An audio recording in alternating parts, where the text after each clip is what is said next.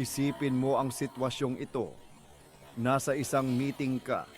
Nagtanong ang boss mo ng isang komplikadong tanong tungkol sa bagong market trend. Si Dave, na laging gustong magpasikat, ay agad na sumagot. Puno ng kumpiyansa, gumagamit ng mga matatalinong salita, pero halatang wala namang laman ang sinasabi. Tapos, si Maya naman ang tinanong. Huminto siya sandali at sinabing, "Sa totoo lang, hindi ko alam. Pero bigyan niyo ako ng isang oras para mag-research at babalikan ko kayo na may konkretong data." Sino sa tingin mo ang mas matalino? At sino ang mas pinagkakatiwalaan ng boss nila sa huli? Lahat tayo ay dumaan sa takot na ito. Ang takot na magmukhang tanga. Kapag umamin tayong hindi natin alam ang sagot, nagsimula ito sa eskwelahan. Itinuro sa atin na ang hindi ko alam ay katumbas ng bagsak na grado. Ang pagkakamali ay isang kasalanan. Sa trabaho, ang pag-amin ng kamangmangan ay parang pag-amin na hindi ka karapat-dapat sa posisyon mo. Isang impostor. Kaya natuto tayong magpanggap. Nagtatayo tayo ng pader na gawa sa mga buzzwords at kumpiyansang peke para lang pagtakpan ang isang simpleng katotohanan. Hindi ko alam, pero bakit nga ba ganito? May malalim na paliwanag ang psikolohiya dito. Ang una ay ang tinatawag na Dunning-Kruger effect. Sa madaling salita, kapag konti lang ang alam mo sa isang bagay, mas malaki ang tiwala mo sa sarili mo. Hindi mo kasi alam kung gaano karami ang hindi mo alam. Isipin mo ang Mount Stupid. Dito nakatayo ang mga baguhan. Sumisigaw na sila ang hari ng mundo. Dahil ang nakikita lang nila ay ang maliit na burol na kanilang inakyat. Pero habang natututo ka, ang kurba ay bumabagsak. Napupunta ka sa Valley of Despair. Dito mo nare-realize kung gaano kalawak ang paksa at kung gaano kaunti pa lang ang alam mo. Ang mga totoong eksperto ay yung mga nakaahon na sa lambak na iyon. Ang kanilang kumpiyansa ay balanse. Alam nila ang kanilang kaalaman, pero mas lalo nilang alam ang limitasyon nito. Kaya kapag may nagsasabing eksperto sila sa lahat ng bagay, malamang nasa tuktok pa lang sila ng Mount Stupid. Ang pangalawang dahilan ay ang ating ego.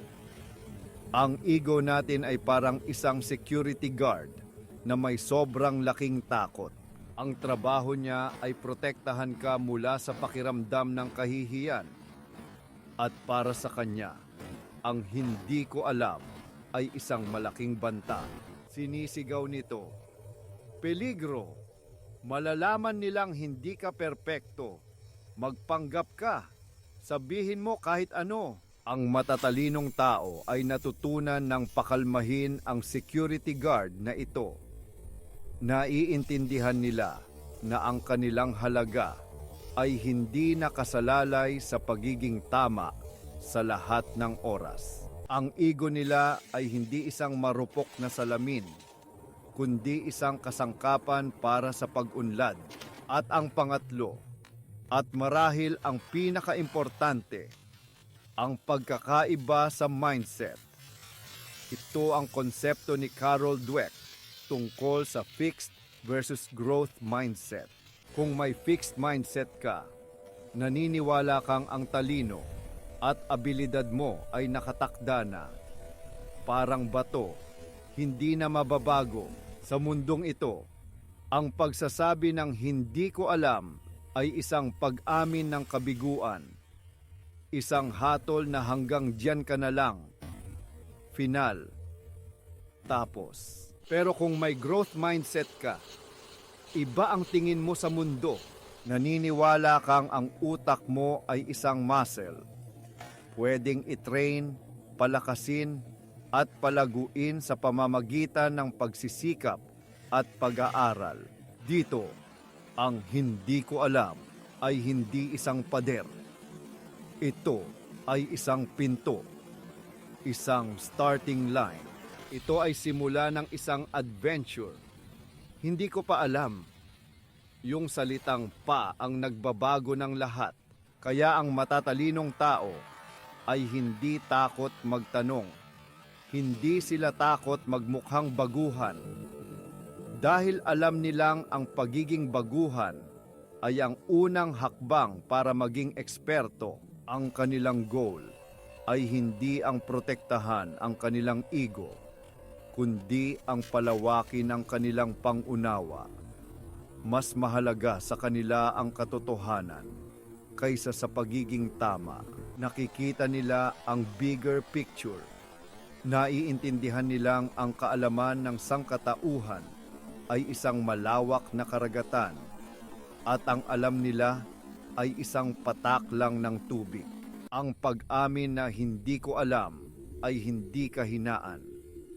Ito ay intellectual honesty. At iyon ay isang senyales ng tunay na lakas. Okay, so paano mo ito isasabuhay? Narito ang ilang praktikal na hakbang. Una, i-reframe mo ang iyong pananaw.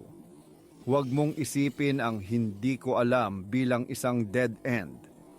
Isipin mo ito bilang isang invitation.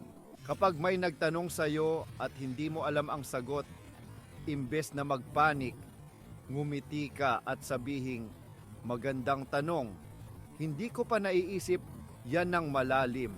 Pangalawa, laging magdagdag ng kasunod. Ang hindi ko alam ay mas malakas kapag may kasamang aksyon. Subukan ito. Hindi ko alam, pero aalamin ko. Hindi ko alam, pero ang hinala ko ay hindi ko alam. Pwede mo bang ipaliwanag sa akin? Ito ay nagpapakita na hindi ka lang tapat, kundi proactive at curious din. Mas kahanga-hanga iyon kaysa sa pekeng kaalaman. Pangatlo, magsanay sa mga sitwasyong low stakes. Huwag mong subukan ito agad sa iyong final job interview.